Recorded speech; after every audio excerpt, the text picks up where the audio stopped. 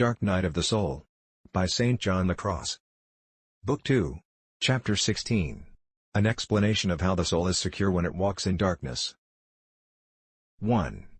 We already said that the darkness the soul mentions here relates to the sensory, the interior, and the spiritual appetites and faculties.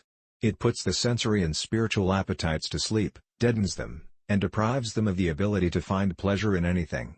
It makes the memory cease, the intellect become dark and unable to understand anything, and hence it causes the will also to become arid and constrained, and all the faculties empty and useless.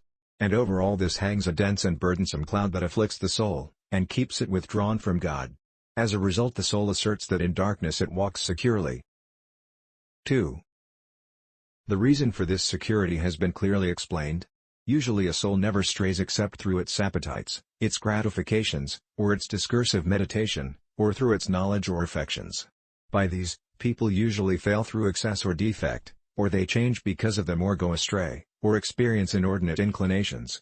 Once all these operations and movements are impeded, individuals are obviously freed from error in them, because they are not only liberated from themselves but also from their other enemies, the world and the devil. 3.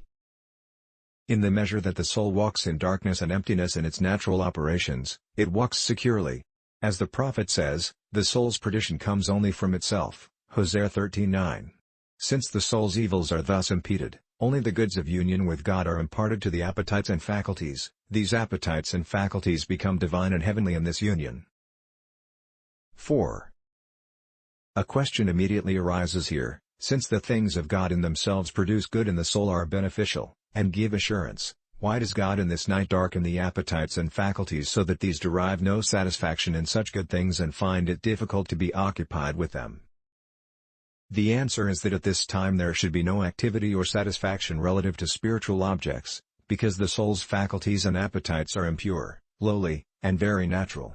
And even were God to give these faculties the activity and delight of supernatural, divine things, they would be unable to receive them except in their own way, very basely and naturally. Thus all these faculties and appetites of the soul are tempered and prepared for the sublime reception, experience, and savor of the divine and supernatural, which cannot be received until the old self dies. 5. Consequently, if all spiritual communication does not come from on high, from the Father of lights, from above the free will and human appetite, James 1:17, humans will not taste it divinely and spiritually but rather humanly and naturally, no matter how much their faculties are employed in God and no matter how much satisfaction they derive from this. For goods do not go from humans to God, but they come from God to humans. 6. If by chance the opportunity arises, we will give some signs for recognizing when the movements and interior actions of the soul in its communion with God are only natural and when only spiritual, and when they are both natural and spiritual. Here it is sufficient to know that if a soul in its interior acts is to be moved by God divinely, it must be obscured, put to sleep, and pacified in regard to its natural ability and operations until these lose their strength. 7. Oh, then, spiritual soul, when you see your appetites darkened, your inclinations dry and constrained, your faculties incapacitated for any interior exercise, do not be afflicted, think of this as a grace, since God is freeing you from yourself and taking from you your own activity. However well your actions may have succeeded, you did not work so completely, perfectly, and securely, because of their impurity and awkwardness. You would never have succeeded in reaching this place no matter how good your eyes and your feet. 8.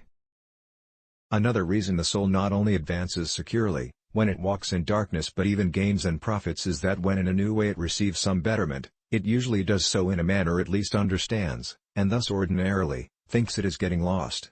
Since it has never possessed this new experience, which makes it go out, blinds it, and leads it astray with respect to its first method of procedure, it thinks it is getting lost rather than advancing successfully and profitably.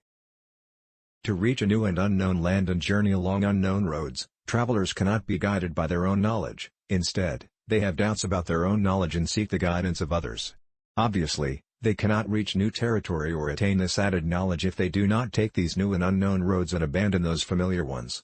If they refuse to lay aside their former knowledge, they will never make any further progress. The soul, too, when it advances, walks in darkness and unknowing. Since God, as we said, is the master and guide of the soul, This blind one can truly rejoice now that it has come to understand as it is here, and say, in darkness, and secure. 9. There is another reason the soul walks securely in these darknesses: it advances by suffering. Suffering is a surer and even more advantageous road than that of joy and action. First, in suffering, strength is given to the soul by God. Second, in suffering, virtues are practiced and acquired, and the soul is purified and made wiser and more cautious. 10. Another more basic reason the soul walks securely in darkness is that this light, or obscure wisdom, so absorbs and engulfs the soul in the dark night of contemplation, and brings it so near God that it is protected and freed from all that is not God. Since the soul, as it were, is undergoing a cure to regain its health, which is God Himself, His Majesty restricts it to a diet, to abstinence from all things, and causes it to lose its appetite for them all. This effect resembles the cure of sick people when esteemed by members of their household. 11. Because dark contemplation brings the soul closer to God, it has all these characteristics: it safeguards and cares for the soul. Because of their weakness, individuals feel thick darkness and more profound obscurity the closer they come to God, just as they would feel greater darkness and pain, because of the weakness and impurity of their eyes, the closer they approach the immense brilliance of the sun. The spiritual light is so bright and so transcendent that it blinds and darkens the natural intellect as this latter approaches it. Accordingly, David says in Psalm 17, Psalms 18:11, that God made darkness His hiding place and covert, and dark waters in the clouds of the air His tabernacle round about Him. The dark water in the clouds of the air signifies dark contemplation and divine wisdom in these souls. When God is joining them closer to Himself, they feel that this darkness is near Him as though it were a tabernacle in which He dwells. That which is light in God and of the loftiest clarity is dense darkness for the soul. Because of the splendor encircling His presence, the clouds and cataracts came out. Psalms 18:12. 12. Oh, what a miserable lot this life is! We live in the midst of so much danger and find it so hard to arrive at truth. The clearest and truest things are the darkest and most dubious to us, and consequently we flee from what most suits us. We embrace what fills our eyes with the most light and satisfaction and run after what is the very worst thing for us, and we fall at every step. 13. The soul, then, is well hidden and protected in this dark water, for it is close to God. Since the dark water serves God Himself as a tabernacle and dwelling place, it will serve the soul in this way and also as a perfect safeguard and security, even though it causes darkness. In this darkness the soul is hidden and protected from itself and the harm of creatures. David's assertion in another psalm is also applicable to these souls: you will hide them in the secret of your face from the disturbance of people. You will protect them in your tabernacle from the contradiction of tongues. Psalms 31:20. This passage applies to every kind of protection. To be hidden in the face of God, from the disturbance of people, refers to the fortification this dark contemplation provides, against all the occasions that may arise because of others. The soul can therefore truly say that its journey is in darkness, and secure. 14. There is another no less efficacious reason to help us understand clearly that this soul's journey is in darkness, and secure, that is, the fortitude this obscure, painful, and dark water of God bestows on the soul from the beginning.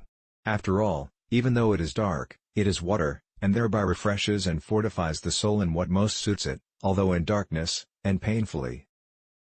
From the outset individuals are conscious of a true determination, and power to do nothing they recognize as an offense against God, and to omit nothing that seems to be for His service. That dark love enkindles in the soul a remarkably vigilant care and interior solicitude about what to do or omit in order to please God. They will ponder whether they may have angered God and go over this in their minds 1,000 times. They do this with much greater care and solicitude than before. This is the way it goes out from itself and from all created things to the sweet and delightful union with God through love. In darkness, and secure. By the secret ladder, disguised. Next video, Book 2, Chapter 17. Thanks.